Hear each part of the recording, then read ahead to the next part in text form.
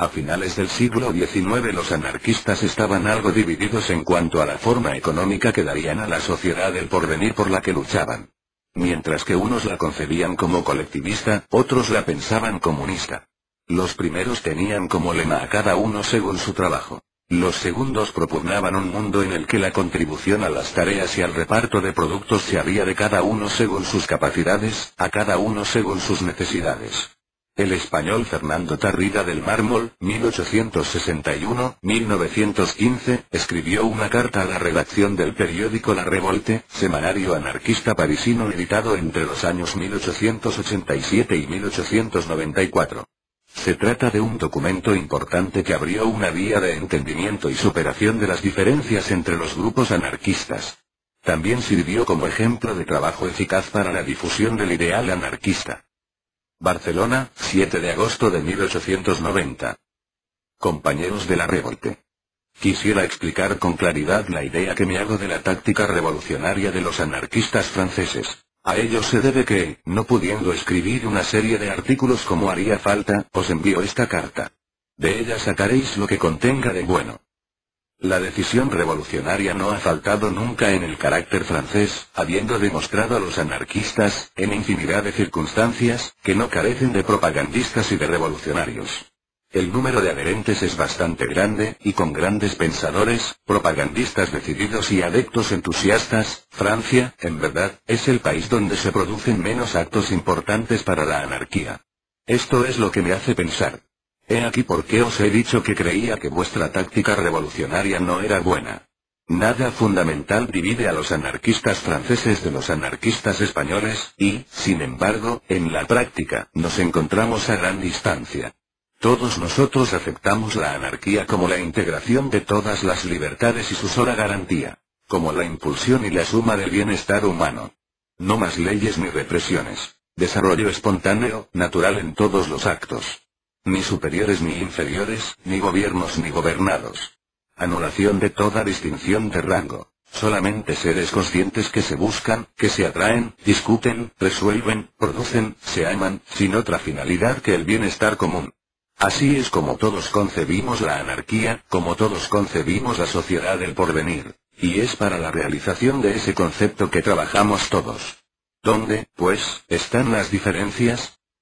Según me parece, vosotros, extasiados por la contemplación del ideal, os habéis trazado una línea de conducta ideal, un puritanismo improductivo, en el cual malgastáis cantidad de fuerzas que podrían hacer desaparecer a los más fuertes organismos y que, así mal empleadas, nada producen. Olvidáis que no estáis rodeados por seres libres, celosos de su libertad y de su dignidad, sino por esclavos que esperan ser liberados. Olvidáis que vuestros adversarios están organizados y todos los días procuran fortalecerse más para continuar imperando. Olvidáis, en fin, que aún los que trabajan para el bien viven en la desorganización social actual y están llenos de vicios y prejuicios. De todo esto se deduce que aceptáis una libertad absoluta y todo lo esperáis de la iniciativa individual, llevada a un punto tal en que ya no hay pacto o acuerdo posibles. Sin acuerdos, sin reuniones en las cuales se tomen resoluciones, lo importante y esencial sería que cada cual haga lo que más le plazca. Con el resultado de que si alguien desea hacer algo bueno, carece de lugar para reunirse con todos los que piensan como él, con el fin de exponer su iniciativa, escuchar sus consejos y aceptar su concurso. Debe hacerlo todo por sí mismo o no hacer nada. De este modo, crear comisiones para trabajos administrativos, o fijar contribuciones para hacer frente a tal o cual necesidad, sería una imposición. De manera que si un compañero o un grupo quiere relacionarse con todos los anarquistas de Francia o del mundo para una determinada idea, no puede hacerlo y debe renunciar a la idea. Todo cuanto no sea la revolución social sería así una tontería. Preocuparse los anarquistas porque los salarios se vuelvan aún más insuficientes, porque la jornada de trabajo se alargue, porque se insulte a los obreros en los talleres o porque las mujeres sean prostituidas por los patronos. Vuestro criterio es que mientras dure el régimen burgués esas cosas ocurrirán siempre, y solo hay que preocuparse por la meta final. Procediendo así ocurre que la mayoría de los proletarios que sufren y creen en una liberación próxima no hacen caso a los anarquistas. Si continuara podría amontonar ejemplos, que nos llevarían siempre al mismo resultado: impotencia. No porque vosotros carezcáis de elementos, sino porque están dispersos, sin conexión entre ellos.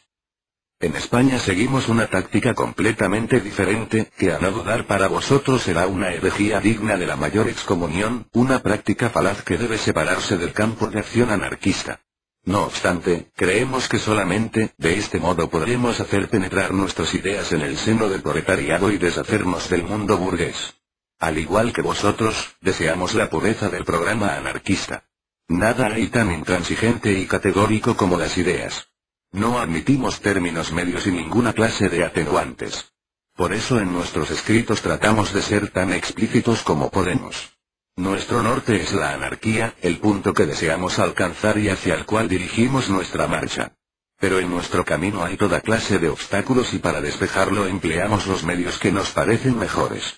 Si no podemos adaptar nuestra conducta a nuestras ideas, lo hacemos saber, tratando así de acercarnos lo más posible al ideal. Hacemos lo que haría un viajero que quisiera ir a un país de clima templado y para llegar a él debiera atravesar los trópicos y las zonas glaciares. Iría provisto de ropa liviana y de buenas mantas, que dejará a un lado llegado a destino. Sería estúpido y también ridículo querer pelear a puñetazos contra un enemigo tan bien armado. De lo expresado procede nuestra táctica. Somos anarquistas y expresamos la anarquía sin adjetivos. La anarquía es un axioma y la cuestión económica algo secundario. Se nos objetará que es por la cuestión económica que la anarquía es una verdad. Pero nosotros creemos que ser anarquista significa ser adversario de toda autoridad e imposición, y, por consecuencia, sea cual sea el sistema que se preconice, es por considerarlo la mejor defensa de la anarquía, no deseando imponerlo a quienes no lo aceptan. Lo que no quiere decir que pongamos de lado la cuestión económica. Al contrario, nos agrada discutirla, pero solamente como una aportación a la solución o soluciones definitivas. Cosas excelentes han dicho Cabet, Saint-Simon, Fourier, Robert Owen, y otros. Pero todos sus sistemas han desaparecido porque querían encerrar a la sociedad en los conceptos de sus cerebros, aunque mucho de bueno hicieran para el esclarecimiento de la gran cuestión. Observad que desde el instante en que proponéis delinear la sociedad futura por un lado surgen las objeciones y las preguntas a los adversarios. Y por el otro, el deseo natural por hacer una obra completa y perfeccionada nos llevará a inventar y trazar un sistema que, de ello estamos seguros, habrá de desaparecer como los otros. Del individualismo anarquista de Spencer y otros pensadores burgueses, hasta los anarquistas individualistas socializantes no encuentro otras expresiones, hay una gran distancia, como ocurre entre los anarquistas colectivistas españoles de una región a otra. Entre los mutualistas ingleses y norteamericanos, los comunistas libertarios, etc. Kropotkin, por ejemplo, nos habla de la aldea industriosa, reduciendo su sistema, o si se quiere su teoría, a la reunión de pequeñas comunidades que producen lo que quieren, el actual progreso de la civilización. En cambio Malatesta, que también es comunista libertario, desea la construcción de grandes organizaciones intercambiando sus productos, que aún habrán de aumentar la potencia creadora y la asombrosa actividad de este siglo XIX, exenta de toda acción nociva. Cada persona inteligente señala y crea rutas nuevas para la sociedad futura, haciendo adeptos por fuerza hipnótica si así se puede decir, sugestionando a otros cerebros con estas ideas. Todos, en general, tenemos sobre esto nuestro plan particular. Convengamos, pues, como casi todos hemos hecho en España, en llamarnos simplemente anarquistas. En nuestras conversaciones, en nuestras conferencias y en nuestra prensa, discutamos sobre las cuestiones económicas, pero nunca las mismas deberían ser causa de división entre los anarquistas. Para el desarrollo de la propaganda, para la conservación del ideal, tenemos necesidad de conocernos y vernos, debiendo para esto constituir grupos. En España los hay en casi todas las ciudades, pueblos y aldeas donde hay anarquistas. Son la fuerza impulsora de todo movimiento revolucionario. Los anarquistas no tienen dinero ni medios fáciles para procurárselo. Para obviar esto, la mayoría de nosotros se ha impuesto una pequeña contribución semanal o mensual. Procediendo así, podemos mantener las relaciones necesarias entre todos los asociados y podríamos tenerlas con toda la tierra, si los otros países tuviesen una organización como la nuestra. En nuestros grupos no hay autoridad. Ponemos a un compañero como secretario para recibir la correspondencia, a otro como cajero, etc. Cuando son ordinarias, las reuniones se hacen cada semana o cada 15 días. Si son extraordinarias, cuantas veces sea necesario. Para ahorrar gastos y trabajo, y también como medida de prudencia en caso de persecución, se crea una comisión de relaciones a escala nacional. La que no toma iniciativas. Quienes la componen deben dirigirse a su grupo si desean hacer proposiciones. Su misión es la de hacer conocer a todos los grupos las resoluciones y proposiciones que se le comuniquen desde uno o varios grupos, tomar nota de todas las direcciones que se le comunican y enviarlas a los grupos que las solicitan, para ponerse en relación directa con otros. Tales son las líneas generales de la organización que fue aceptada en el Congreso de Valencia y de la que hablasteis en la revolte. El bien que produce es inmenso. Es el que mantiene vivas las ideas anarquistas. Pero, estad seguros, si redujéramos nuestra acción a la sola organización anarquista, obtendríamos poca cosa. Acabaríamos por transformarla en una organización de pensadores discutiendo sobre ideas, que con seguridad degeneraría en una sociedad de metafísicos discutiendo sobre palabras. Algo y mucho de esto os ocurre a vosotros en Francia. Al emplear vuestra actividad solamente para discutir sobre el ideal, acabáis discutiendo sobre el significado de los vocablos. Unos os llamáis egoístas y otros altruistas, para querer ambos la misma cosa. Los llamáis comunistas libertarios los unos y los otros individualistas, para en el fondo expresar las mismas ideas. No debemos olvidar que la mayoría de los proletarios está obligada a trabajar un número excesivo de horas, que se encuentra en la mayor miseria y que, por consecuencia, no puede comprar libros de Buchner, Darwin, Spencer, Lombroso, Max Nordau, etc., de los cuales apenas si conoce los nombres. Y si aún el proletario pudiese procurarse libros, carece de estudios preparatorios de física, química, historia natural y matemáticas necesarios para comprender bien lo que se lee. Tampoco tiene tiempo para estudiar con método ni su cerebro está lo bastante ejercitado para poder asimilar bien estos estudios. Hay excepciones como la de Esteban en Germinal. Sedientos por saber, devoran cuanto pueden leer, pero casi nada retienen. Nuestro campo de acción no está solamente en el seno de los grupos, sino en medio del proletariado. Es en las sociedades de resistencia donde estudiamos y preparamos nuestro plan de lucha.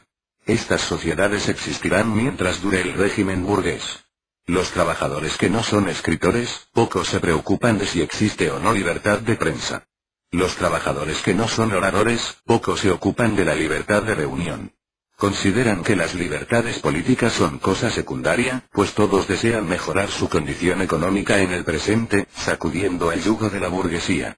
Debido a esto habrá sindicatos y sociedades de resistencia mientras persista la explotación del hombre por el hombre.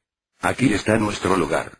Abandonando a los proletarios como vosotros habéis hecho en Francia, caen presa de 4 vividores que hablan a los trabajadores de socialismo científico o practicismo, posibilismo, colaboracionismo, amontonamiento de capitales para sostener huelgas pacíficas, solicitudes de ayuda y apoyo a las autoridades, etc., con el fin de adormecerlos y frenar su impulso revolucionario. Si los anarquistas estuviesen en estas sociedades, al menos impedirían que los adormetedores hicieran propaganda contra nosotros. Y si además ocurriese, cual pasa en España, que los anarquistas fuesen los miembros más activos de dichas sociedades, los que hacen todo el trabajo necesario sin retribución alguna, contrariamente a dichos adormetedores que explotan a los proletarios, ocurriría que estas sociedades estarían siempre de nuestro lado. En España son estas sociedades las que, todas las semanas, compran periódicos anarquistas en gran cantidad para distribuirlos gratis a sus miembros. Son estas sociedades las que dan el dinero para sostener nuestras publicaciones y para socorrer a los prisioneros y a los perseguidos. Por nuestra conducta mostramos en estas sociedades que luchamos por amor a nuestras ideas. Además, vamos a todas partes donde hay obreros e incluso a donde no los hay, cuando creemos que nuestra presencia puede ser útil a la causa de la anarquía.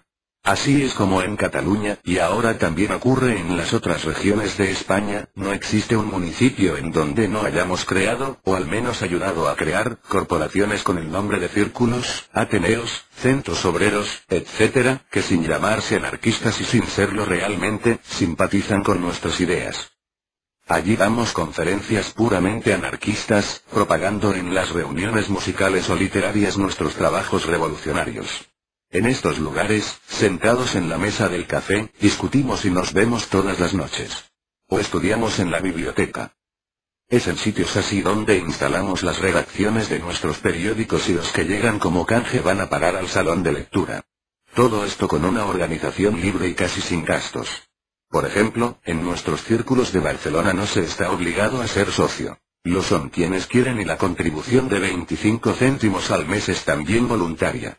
De los 3.000 obreros que vienen a nuestros locales, solamente 300 son socios. Podríamos afirmar que estos locales son los focos de nuestras ideas. Sin embargo, aunque el gobierno ha buscado siempre pretextos para cerrarlos, no lo ha logrado, pues no se rotulan anarquistas y tampoco es en ellos donde se tienen las reuniones específicas. Nada se hace en dichos lugares que no se haría en no importa qué café público. Pero como allí van a menudo todos los elementos activos, a menudo surgen grandes cosas. Y esto sin formulismos, saboreando una taza de café o un vaso de aguardiente. Tampoco olvidamos a las sociedades cooperativas de consumo.